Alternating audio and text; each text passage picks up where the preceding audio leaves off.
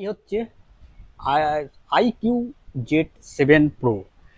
Display size হচ্ছে 6.78, AMOLED display, 120 refresh, মানে smooth তো স্মুথ চলছে। স্ক্রিন গার্ড লাগানো আছে, যার জন্যে processor Dimensity 7200, 5G phone, 8GB RAM, 128GB। এর হচ্ছে ফ্রন্টে হচ্ছে 64 মেগাপিক্সেল হচ্ছে আপনার উইথ ওআইএস, আর একটু ব্যাকে এইটা হচ্ছে আপনার 2 মেগাপিক্সেল ডেপথ। এই হচ্ছে ফ্রন্ট। আর হচ্ছে আপনার 4600 mAh এর ব্যাটারি এর মধ্যে দেওয়া আছে। অপারেটিং সিস্টেমের ফান্টা হচ্ছে অপারেটিং সিস্টেম 13 বেস এবং অ্যান্ড্রয়েড 14 অব্দি না 15 অব্দি এর মধ্যে পাবেন। থিকনেস হচ্ছে এই যে পাতলাটা হচ্ছে আপনার হচ্ছে পাতলাটা দেখতে পাচ্ছেন, পাতলাটা হচ্ছে আপনার 7.36 mm। যদিও মানে কম্পারিজন হয় না এই দুটো ফোনের মধ্যে, আমি চেষ্টা করছি। দুটো তো 4K ভিডিও, এটা 2 বছর পুরনো ফোন, এটা হচ্ছে আপনার 7-8 মাস হয়েছে বেরিয়েছে।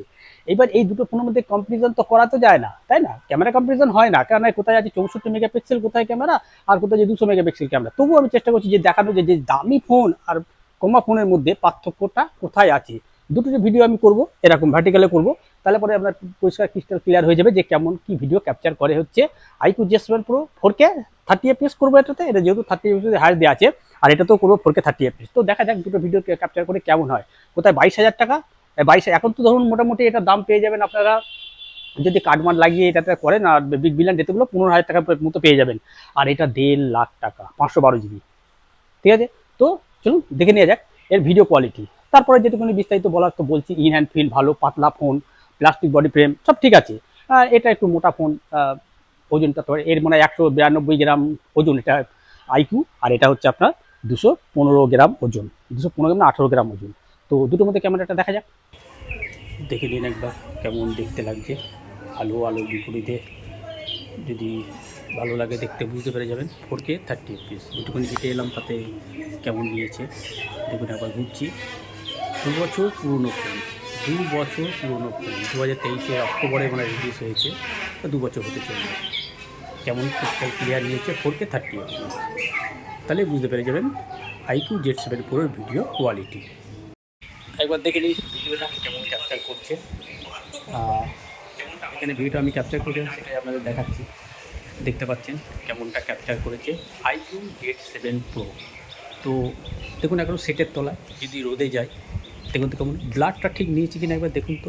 মানে আমি ব্লারটা চেক করে নিই। 64 মেগাপিক্সেল ক্যামেরা, আর কোথায় স্যামসাংয়ের 200 মেগাপিক্সেল ক্যামেরা, দুটোর মধ্যে কোনো পার্থক্য দেখুন তো। হাতে করে যেটুকুনি নিয়ে আমি ভিডিও করার চেষ্টা করছি, দেখলে বুঝতে পারবেন iQZ7 Proতে কেমন ক্যাপচার করে ভিডিও। কালকে যেহেতু বৃষ্টি ছিল, আজ যেহেতু রোদ উঠেছে, এটা ভাবলাম যে একটু ভিডিও করে আপনাদের দেখাই, তাহলে স্পষ্ট হয়ে যাবে। দেখতে পাচ্ছেন, আশা করি ভিডিওটা বুঝতে পারবেন যে কেমন ক্যাপচার করছে। দেখুন একটুখানি যদি আপনাদের দেখাই এই গাছগুলো। 4K ভিডিও করতে গেলে দেখি একটু আটকে আটকে যাচ্ছে, মানে কী বলতো স্লো চলছে একটু, কিন্তু যখন আমি চালাচ্ছি তখন কিন্তু স্মুথ চলছে, কিন্তু ক্যাপচার করাতে একটু স্লো চলছে। হয়তো আপডেট করা হয়েছে কিনা কে জানে। আপডেট যদি না করে থাকে তাহলে পরে তো আমি এর মধ্যে আর জুম টেস্ট কিছু করছি না, জাস্ট আপনাদের দেখাচ্ছি যে কেমন ক্যাপচার করে iQZ7 64 মেগাপিক্সেল ক্যামেরায় 4K 30fps। দেখে নিন একবার কেমন ক্যাপচার করেছে, আশা করি ভালোই নেবে। দেখুন তো ব্লার পেছনে করছে কিনা একবার, অটোমেটিক ব্লার তো হওয়া উচিত। তো দেখে নিন iQZ7 Pro কেমন ক্যাপচার করে 64 মেগাপিক্সেল ক্যামেরা। দেখে নিন, এই হচ্ছে আমার আইফোন, দেখে নিতে পাচ্ছেন। এটা দিয়ে আমি ভিডিও ক্যাপচার করি, তো বুঝতে পেরে গেলেন। এবার আপনারা ডিসিশন নিন, ফ্ল্যাগশিপ নেবেন না লো রেঞ্জ বা মিড রেঞ্জ বলতে পারেন, আমি 40,000 টাকা বাজেট বলছি, সেই ফোন নেবেন। এই হচ্ছে স্যামসাং S25 আলট্রা, আর হচ্ছে iQZ7 Pro। দেখতে পাচ্ছেন দুটোকে ভার্টিক্যালে লাগিয়ে দিয়েছি। এবার দেখে নেওয়া যাক কেমন ক্যাপচার করে হচ্ছে আপনার ভিডিওটা। দেখুন এবার দুটো ভিডিওই কিন্তু শ্যুট হচ্ছে 1x 30fps 4K দুটোতেই। একবার দেখে নিন তো কেমন ক্যাপচারটা করছে দুটোতেই। মানে যেটা আলট্রাটা একটু বেশি মনে হচ্ছে স্যামসাং, একটু সেই তুলনায় একটু কম, যেহেতু ওয়াইড কোথায় 64 মেগাপিক্সেল আর কোথায় 200 মেগাপিক্সেল, একটু তো পার্থক্য থাকবে। 1.5 লাখ আর কোথায় 15 থেকে 18 হাজারের দাম। এখন 2 বছর পুরনো ফোন উইথ ওআইএস দেওয়া আছে। তো একবার দেখে নিন 64 মেগাপিক্সেল আর 200 মেগাপিক্সেলের মধ্যে কোনো পার্থক্য 4K 30fps দুটোতেই কিন্তু শ্যুট হচ্ছে 1x। একবার দেখে নিন কোনো পার্থক্য পাচ্ছেন কিনা, দুটোর মধ্যে কালার কম্বিনেশনটা কার ভালো কার কি তা পরিষ্কার বুঝতে পেরে যাবেন। যেহেতু একটু মেঘলা ওয়েদার, যাই না লাইটটা কতটা ক্যাপচার করছে, ধর আমি ঘুরিয়ে ঘুরিয়ে আপনাদের দেখাবো। তো আমি যদি আস্তে আস্তে নিয়ে আসি, আমার ফোন দুটো ট্রাইপডে লাগানো আছে, তাহলে একবার থেকে বুঝতে পেরে যাবেন। আমি প্রায় সেম মানে পাশাপাশি রাখারই চেষ্টা করছি দুটো ফোন, যাতে আপনারা ক্রিস্টাল ক্লিয়ার দেখতে পান। যে কেন বলি যে আপনারা বেশি দামি ফোন নিয়ে পয়সাটা নষ্ট করবেন না, এটাই আমি পার্থক্যের জন্য আমি দেখাতে চাইছি। যে iQOO Z7 Pro 2 বছর পুরনো ফোন, এখন যেসব নতুন ফোনগুলো বেরোচ্ছে ফোনটা আরও বেশি আপডেটেড ফোন, আরও বেশি আপডেটেড ফোন, তাহলে কেন কেবেন? দেখুন তো একবার ব্লাডটা কেমন নিয়েছে, পেছনে কে ভালো নিয়েছে ব্লাডটা একবার দেখুন, তাহলে বুঝতে পেরে যাবেন। দেখতে পাচ্ছেন ব্লাডটাকে ভালো নিয়েছে। এবার যদি আমি ঘুরাই, আমি বারবারই বলি যে দেখুন একই জিনিস ফটোগ্রাফি যদি একই রকম দেখতে পান আপনারা যদি মোটামুটি, তাহলে কেন বেশি পয়সা খরচ করে নেবেন? দেখুন তো কালারটা বেশি হলো কম হলো, বা কালারটা কেমন নিলো, বাইরে বৃষ্টি হচ্ছে জন্য যেতে পারছি না, তবুও আমি আপনাদের দেখানোর চেষ্টা করছি। দেখুন একবার এই অবস্থায় যদি রাখি, দেখুন তো কেমন একটু আলোতে আছি, নিশ্চয়ই ভালো নিয়েছে iQOO Z7 Pro। কোনো পেছনে ব্যাকগ্রাউন্ড কালার, দুটোর কালার কেমন নিয়েছে না নিয়েছে। আমি যদি আস্তে আস্তে একটু আকাশের দিকটা দেখাই, দেখুন তো আকাশটা কেমন নিয়েছে, কি নিয়ে কিচ্ছু করিনি, কিন্তু নর্মাল দুটোই ভিডিও শ্যুট হচ্ছে। আমি এটাই দেখানোর চেষ্টা করছি যে কোথায় 15,000-এর ফোন এখন, তখন তো 25,000 ছিল iQOOটা, আর এখন হচ্ছে আপনার 1.5 লাখ টাকা ফোন হচ্ছে 512 GB হচ্ছে Samsung S25 ultra 4K video shoot. যদি আপনি ভিডিও পারপাস নিতে চান, দেখুন তো কোনো পার্থক্য আছে কিনা। আমার গালার মানে গেঞ্জির কালারটা দেখুন, মাথার চুলটা দেখুন, আমার চশমার কালার, দুটো কি সেম কি দেখুন। কেন বেশি পয়সা খরচা করে আপনি মানে মোবাইল নিতে যাবেন দামি ফোন? আমি এটার জন্যই বলছি, আমার কাছে দুটোই তো রয়েছে, দামিও রয়েছে কমাও রয়েছে, তার জন্য আমি বলছি যে আবার দেখে নিন। শুধু 2 বছর পুরনো ফোন, 7 মাস 8 মাস পুরনো ফোন হচ্ছে স্যামসাং S25 আলট্রা। কালারের মধ্যে কোনো পার্থক্য, কোয়ালিটির মধ্যে কোনো পার্থক্য, পার্থক্য তো কিছু না কিছু তো আছে, কিছু না কিছু, কিন্তু খুব কি মেজর পার্থক্য আছে দুটোতেই কালারের মধ্যে। আপনি তো ভিডিওটা দেখবেন তো মোবাইলে, তো দেখুন তো কতটা পরিষ্কার একবার। এবার যদি আমি আস্তে আস্তে আপনাদের কাছে যাই, মানে ততক্ষণ স্টেবেলটা দিতে হবে। স্টেবেল কিন্তু সেরকম iQOO Z7 Pro-তে পাবেন না, এটা ঠিক কথাই। যেহেতু দেখুন কালারটা কেমন নিয়েছে, একবার এখানে যদি আসি দেখুন তো কেমন নিয়েছে। একবার যদি ঘুরি, তাহলে একবার দেখুন কেমন নিয়েছে। আয়নাতে দেখতে পাচ্ছেন আমাকে, আমি যদি এখান দিয়ে দেখাই তাহলেও দেখতে পাবেন, আয়নাতে দেখতে পাচ্ছেন দুটোতেই কিন্তু চলছে। এবার একটু আমি এখান থেকে যা দেখতে পাচ্ছি, তাতে আয়নাতে দেখে যেটা দেখছি,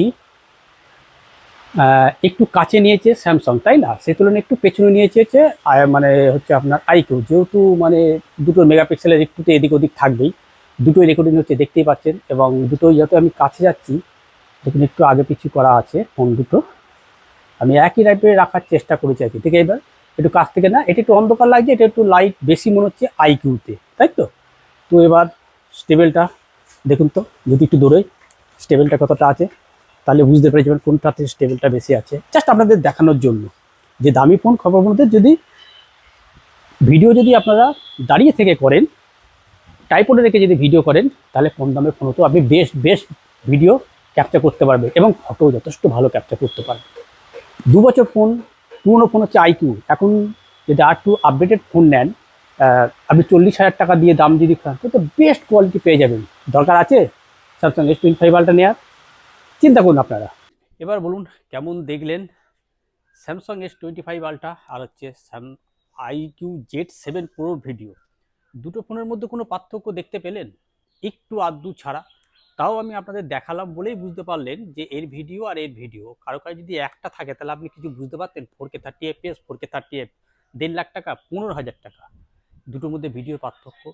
আমি তো কিছু কিছু ক্ষেত্রে দেখলাম যে iQOO, যেমন লাল যেই টেবিলটা আমার ছিল সেটা স্যাচুরেট করে দিয়েছে হচ্ছে বেশি সাদা টাইপের করে দিয়েছে হচ্ছে স্যামসাং, আর সেখানে ন্যাচারালটা ধরেছিল কিন্তু iQOO।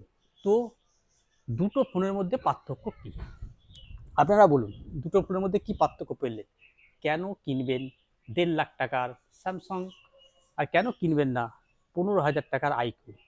তাও এটা 2 বছর পুরনো ফোন। যদি আপনারা নতুন ফোন এখনকার বাজেটে 40,000 টাকা বাজেট যদি আপনাদের থাকে, বেস্ট ফোন ক্যাপচার করবেন, তাহলে দেখে নিন আপনাদের পয়সা।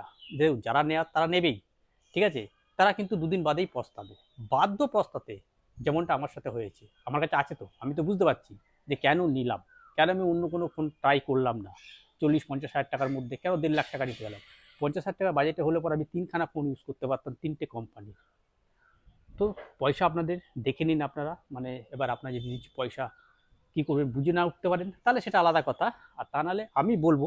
আর আমার এই ভিডিও দেখে যদি কোনো একটা ব্যক্তি যদি এইটা ছেড়ে এই টাইপের ফোন নেয়, নিজেকে ধন্য বললে মনে করবো যে তার কিছুটা হলেও পয়সা আমি বাঁচাতে পেরেছি, আমি এইটা ভাববো আর কি। এবার আপনারা দেখে নিন, দুটো ভিডিও আমি আপনাদের দেখালাম, ঠিক আছে, দুটোর ভিডিও আপনাদের আমি দেখালাম, দুটোর ফটো আমি তুললাম না, জাস্ট মানে ভিডিওটা করে দেখালাম আপনাদের, দুটো ভিডিও কেমন ক্যাপচার করে। মোটামুটি দেখে আপনারা ভালোই বুঝতে পারলেন, যদি ট্রাইপডে রেখে ভিডিও ক্যাপচার করেন যথেষ্ট ভালো ভিডিও কিন্তু আপনাদের সঙ্গে তুলে দেবে। এই ছিল আমার একটা iQOO Z7 Pro 2 বছর ফোন 15,000 টাকা, আর স্যামসাং S25 আলট্রা 7 মাস ফোন 1.5 লাখ টাকা। দুটোর মধ্যে পার্থক্য কোনটাতে আপনারা যাবেন দেখে নিন আপনারা, কেননা পয়সা আপনার। এই ছিল আমার একটা ভিডিও, আশা করি ভিডিও ভালো লেগেছে। যদি ভিডিও ভালো লেগে থাকে তো একটা লাইক আর চ্যানেলটি সাবস্ক্রাইব অবশ্যই করবেন। দেখাবে এই টাইপের একটা অন্য কোনো ভিডিওতে, ততদিন ভালো থাকবেন, সুস্থ থাকবেন, গুড বাই।